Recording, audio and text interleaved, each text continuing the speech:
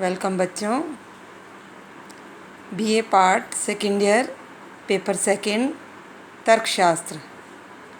आज हम law of thought विषय पर चर्चा करेंगे, अर्थात विचार के नियम। पारंपरिक दृष्टि से तर्कशास्त्र को विचार नियम का अध्ययन कहा गया है। ये 3 नियम जो हैं तर्क वाक्यों से संबंधित हैं। ये विचार नियम वैध विचारों का आधार है। जैसा कि आप सभी को पता है कि मनुष्य जो है एक चिंतनशील प्राणी है और चिंतन द्वारा ही वो जगत का विश्लेषण करके कुछ नियमों का पता लगाता है, जिन नियमों को माने बिना चिंतन संभव ही नहीं होता। अतः चिंतन के लिए इन नियमों का ज्ञान आवश्यक है।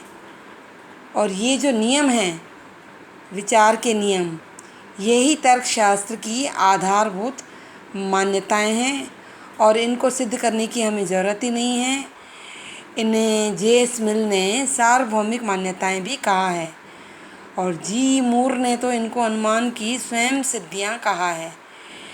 क्योंकि हमें इन नियमों के आधार पर ही विचार करना होता है, तो ये अप्रत्यक्ष रूप से प्रमाणित होते हैं। अब विचार के ये 3 नियम हैं। सबसे पहला है तादात्म्य का नियम। तादात्म्य का नियम अर्थात लॉ ऑफ आइडेंटिटी।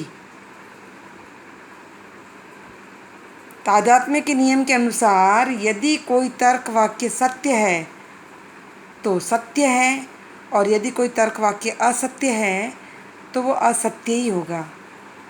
अर्थात यदि कोई वस्तु ए है तो वह ए ही होगी। जैसे ये एग्जाम्पल देखो, P इम्प्लाइज Q है ना। P आधार वाक्य आपका P इम्प्लाइज Q, ये P इम्प्लाइज Q है, यानी P सत्य है और ये भी P सत्य है, तो कंक्लूजन हमेशा ट्रू ही आएगा। यानी P जो है स्वयं को ही निगमित कर रहा है। ठीक है। तो तादात्म्य का नियम जो है हमारे वेद और सुसंगत विचारों का आधार है। इसके बिना हमारे विचार जो है सुसंगत नहीं हो सकते।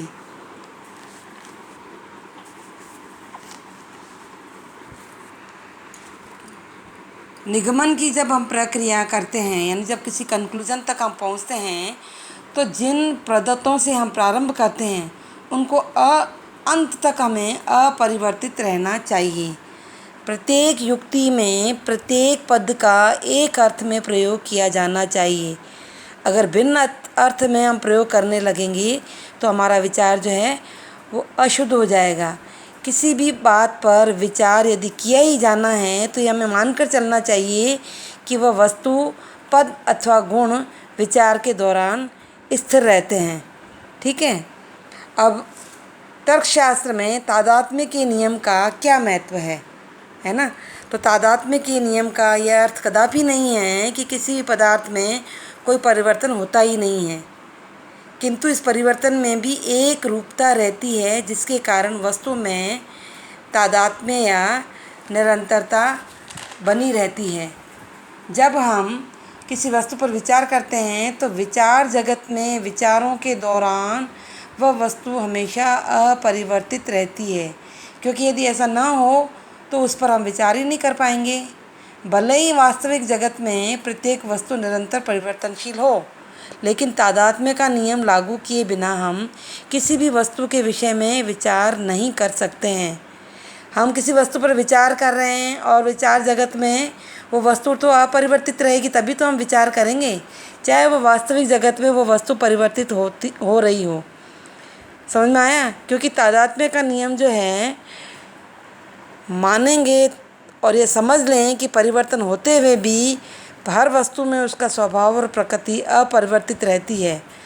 ऐसा ना होने पर किसी वस्तु की परिभाषा हम नहीं कर सकते और न ही उसके विषय में कोई निर्णय दिया जा सकता है। कहने का तात्पर्य है कि तादात्म्य का नियम जो है विचार का नियम होने के कारण अटल और अनिवार्य है। यानी जिस विषय पर हम विचार कर रहे हैं वह विचार जो है, जब तक विचार कर रहे हैं वह विषय अपरिवर्तित रहेगा, चाहे वो बाह्य जगत में वो परिवर्तित होता रहे।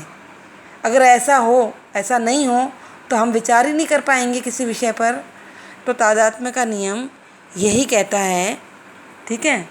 दूसरा नियम है आपका मध्य दशा परिहार का नियम, लॉ ऑफ एक्सक्लूडेड मिडल। इस नियम के अनुसार एक तर्क वाक्य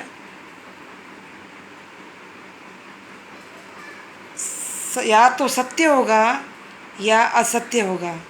ऐसा नहीं हो सकता कि वह ना तो सत्य हो और ना ही असत्य हो।